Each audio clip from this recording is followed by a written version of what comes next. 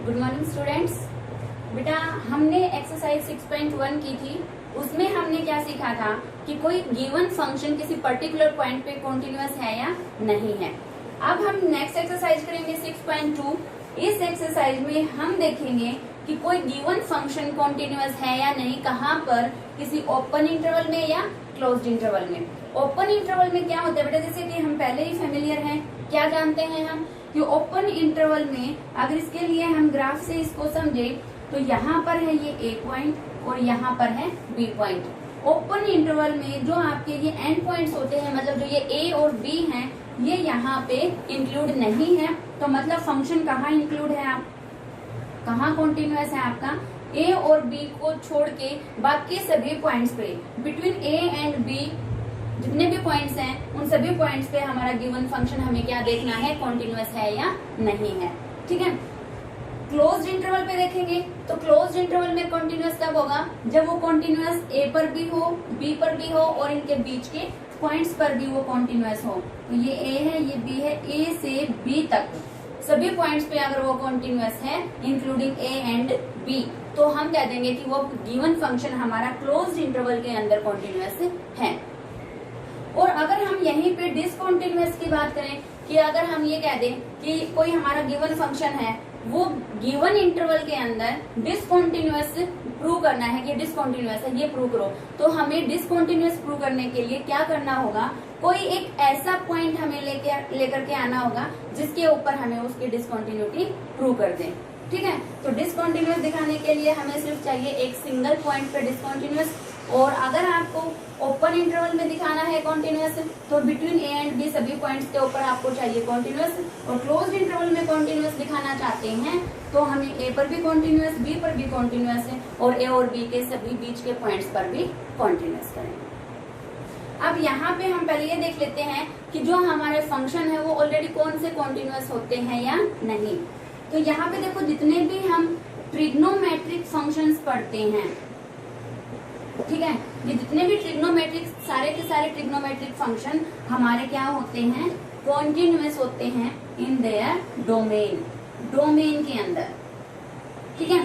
Sine x, cos x, जितने भी trigonometric function है अपनी अपनी डोमेन के अंदर ये क्या होते हैं, कॉन्टिन्यूअस होते हैं। क्लियर। सेकंड है कि जो भी हमारे पास पोलिनोमियल फंक्शन होते हैं, पोलिनोमियल फंक्शंस आर कॉन्टिन्यूअस। अब पोलिनोमियल फंक्शन कौन कौन से होते हैं, देखो सबसे पहला होता है हमारा, जैसे कोई भी नंबर हमने ले लिया तो ये भी हमारी क्या है, एक कांस्टेंट पोलिनोमियल है। क्या है ये, कांस्टेंट पोलिनोमियल। तो कांस्टेंट पोलिनोमियल भी कॉन्टिन्यूअस होती है। लीनियर अगर कोई पोलिनोमियल दे रखी है तो वो भी क्वाड्रेटिक है, क्यूबिक है, बाई क्वाड्रेटिक है, डिग्री 4, 5, ऐसे मतलब जितनी भी पोलिनोमियल है वो सारी क्या होती हैं, हमारी कॉन्टिन्यूअस होती हैं। ठीक है। थर्ड है कि जो हमारे लॉगरिथमिक फंक्शन है, जो log x वगैरह ये हमारे फंक्शन है, ये भी क्या होते हैं, कॉन्टिन्यूअस होते हैं। फिर है कि जो आपके पास मॉडुलस फंक्शन है, मॉडुलस फंक्शन भी हम क्या करेंगे कि ये भी होते हैं कॉन्टिन्यूअस। ठीक है। अब हम बात करें कि एक बार अलजेब्रा और बता देती हूँ कि कॉन्टिन्यूअस फंक्शंस का अलजेब्रा हमने 6.1 से पहले क्या रीड किया था कि अगर आपके पास दो फंक्शन है, दोनों कॉन्टिन्यूअस है, तो उन दोनों का सम, दोनों का डिफरेंस, दोनों की मल्टीप्लाई और डिवाइड, दोनों क्या हो जाएंगे, हमारे कॉन्टिन्यूअस वहां पर हो जाएंगे। ठीक है। अब हम चलते हैं बेटा एक्सरसाइज पे। एक्सरसाइज का मैंने फर्स्ट क्वेश्चन लिया।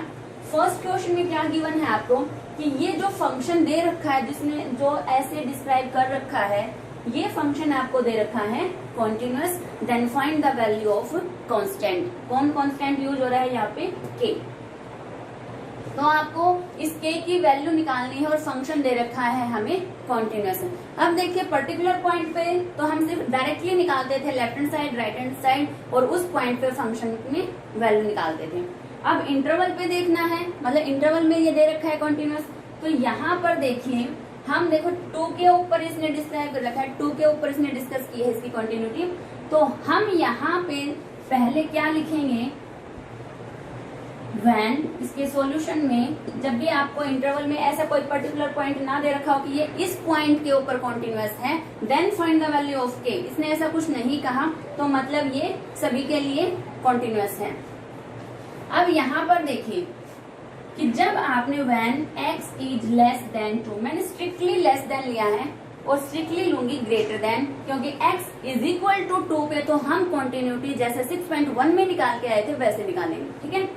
अब x जब लेस देन 2 है तो हमारा फंक्शन है kx प्लस 5, ठीक है।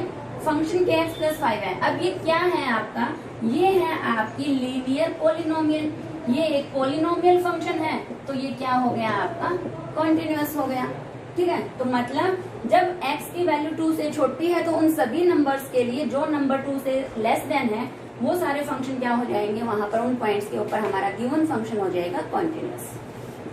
सेकेंड लिखोगे when x is greater than 2, जब x क्या हो यहाँ से 2 से ग्रेटर हो तब हमारा फंक्शन है x माइनस 1, और ये भी क्या है, एक पोलिनोमियल है।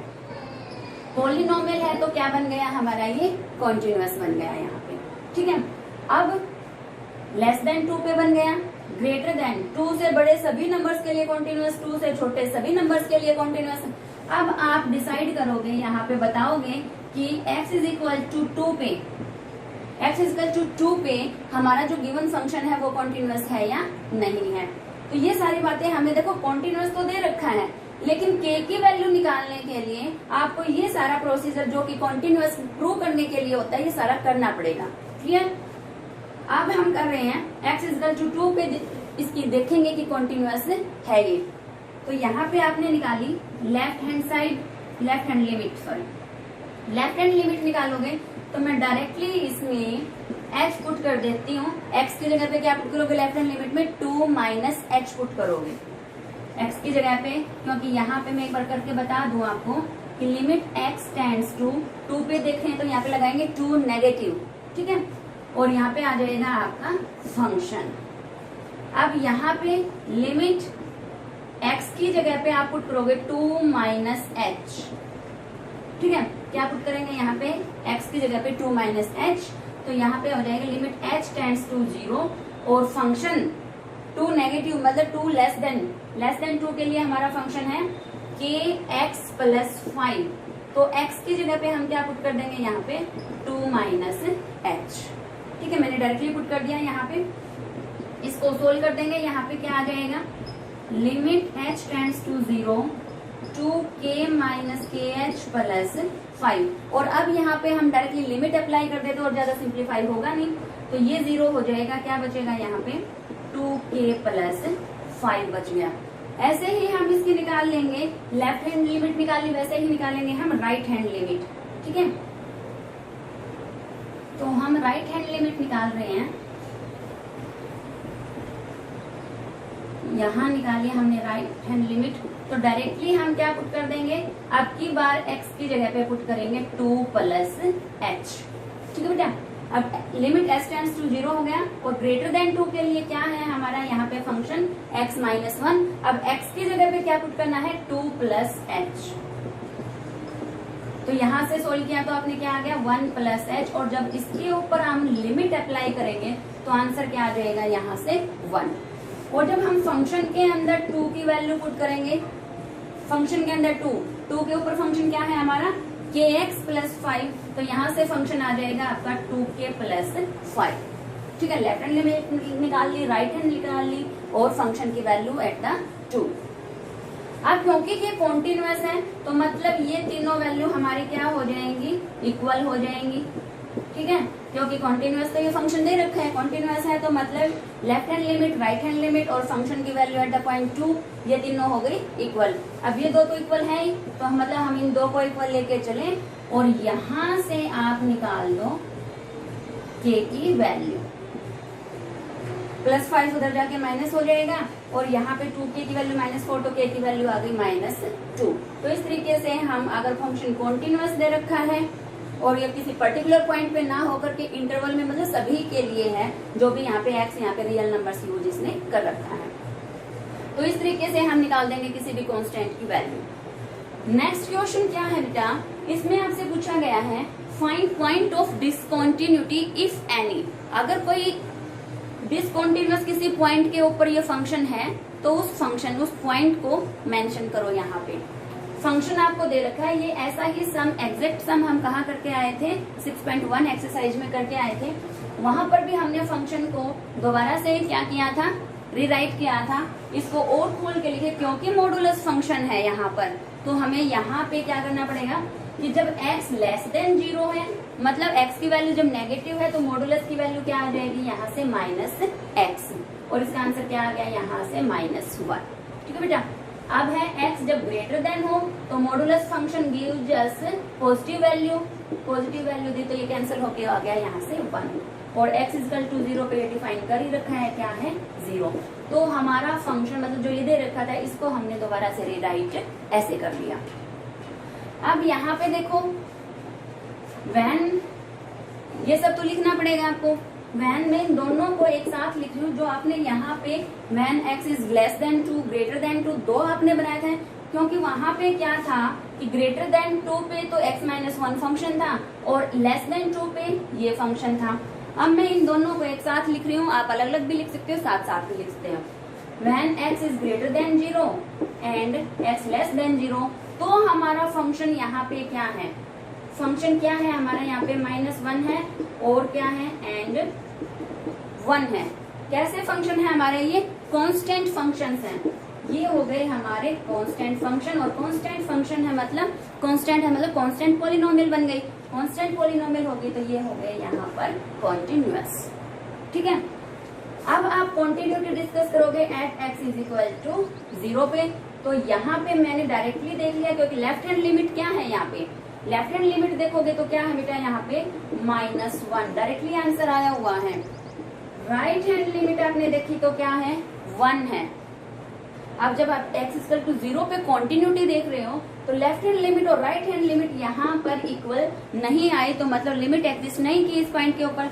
अब लिमिट एग्जिस्ट नहीं कर रही तो जो हमारा गिवन फंक्शन है वो क्या हो गया यहाँ पे डिसकंटिन्यूअस हो गया at x is equal to 0। तो जो गिवन फंक्शन है वो x इज इक्वल टू 0 के ऊपर हो गया डिसकंटिन्यूअस। अगर वो ये पूछता कि इसकी कॉन्टिन्यूटी बताओ, ये तो उसने बता दिया कि अगर किसी पॉइंट के ऊपर ये डिसकंटिन्यूअस है तो उस पॉइंट को मेंशन करो। अगर ये x इक्वल टू 0 पे आ जाता कॉन्टिन्यूअस तो ये डिसकंटिन्यूअस किसी भी पॉइंट के ऊपर नहीं होता। अब अगर वो बात करें कि इसके कॉन्टिन्यूअस बताओ, ये कॉन्टिन्यूअस है, कहाँ है, नहीं है, तो देखो अगर हम कॉन्टिन्यूअस की बात करें तो ये सभी के लिए, सभी रियल नंबर्स के लिए ये कॉन्टिन्यूअस है। f(x) is continuous for all real x, सभी रियल नंबर्स के लिए कॉन्टिन्यूअस है, एक्सेप्ट, क्या एक्सेप्ट हुआ, except at x is equal to 0। x is equal to 0 के ऊपर छोड़ के, मतलब 0 पॉइंट को छोड़ के बाकी जितने भी रियल नंबर्स हैं ये सभी के लिए क्या है, कॉन्टिन्यूअस है। या अगर हम इसको दूसरी तरीके से कहें तो ये कह देंगे कि ये x इज इक्वल टू 0 के ऊपर क्या है, डिसकंटिन्यूअस है। नेक्स्ट क्वेश्चन देखिए बेटा, नेक्स्ट क्वेश्चन हमने लिया है कि इसमें देखो ये जो फंक्शन दे रखा है इसको हमें कॉन्टिन्यूअस से दिखाना है कि इसकी कॉन्टिन्यूटी को डिस्कस करना है। अब देखिए ये फंक्शन कैसे डिफाइन कर रखा है, -1 से लेस है तो ये फंक्शन, -1 से ग्रेटर है और 1 से लेस है तो 2x, और जो 1 से बड़ा है तो 2। अब यहाँ पे देखिए 2 पॉइंट पे इसकी कॉन्टिन्यूटी को चेक करना है, एक तो -1 के रिगार्ड में करना है और एक 1 के कोरस्पॉन्डिंग करना है। तो हम वैसे ही पहले क्या करेंगे, जब 2 पॉइंट्स के ऊपर, एक से ज्यादा पॉइंट के ऊपर ये डिस्क्राइब कर रखा है तो आप जो ये लिखने वाली लाइन है इनको कैसे लिखेंगे, when x is less than -1, only less than -1, -1 से छोटा है तो हमारा फंक्शन है -2 और ये हो गया कांस्टेंट है तो ये बन गया यहाँ पे कॉन्टिन्यूअस। फिर है when -1 से बड़ा और 1 से स्ट्रिक्टली लेस देन है तो हमारा फंक्शन है यहाँ पे 2x इज ए पॉलिनोमियल तो so it is also continuous. फिर है when x is greater than 1 तो आपका फंक्शन है यहाँ पे 2 इज कांस्टेंट, कांस्टेंट है तो आप लिख दोगे इसको कॉन्टिन्यूअस। अब हमने देखो ये बता दिया कि -1 से छोटे सभी नंबर्स के लिए कॉन्टिन्यूअस, -1 और 1 के बीच के सभी नंबर्स के लिए ये कॉन्टिन्यूअस है, और 1 से बड़े सभी नंबर्स के लिए हो गया ये कॉन्टिन्यूअस। अब हम यहाँ पे कॉन्टिन्यूटी कहाँ पे देखेंगे?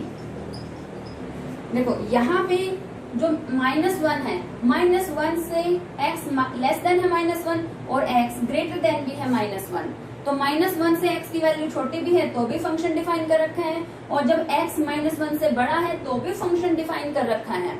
तो हम यहाँ पे -1 पे इसकी कॉन्टिन्यूटी को चेक जरूर करेंगे, ठीक है। तो एक x -1 पे कॉन्टिन्यूटी चेक करेंगे, वही हमारा मेथड है। क्या मेथड है कि आप इसकी लेफ्ट हैंड लिमिट निकालो, राइट हैंड लिमिट निकालो, और इसकी क्या निकालेंगे? फंक्शन की वैल्यू एट द पॉइंट -1। अगर ये तीनों इक्वल आ जाती हैं तो हमारा फंक्शन हो जाएगा -1 के लिए कॉन्टिन्यूअस।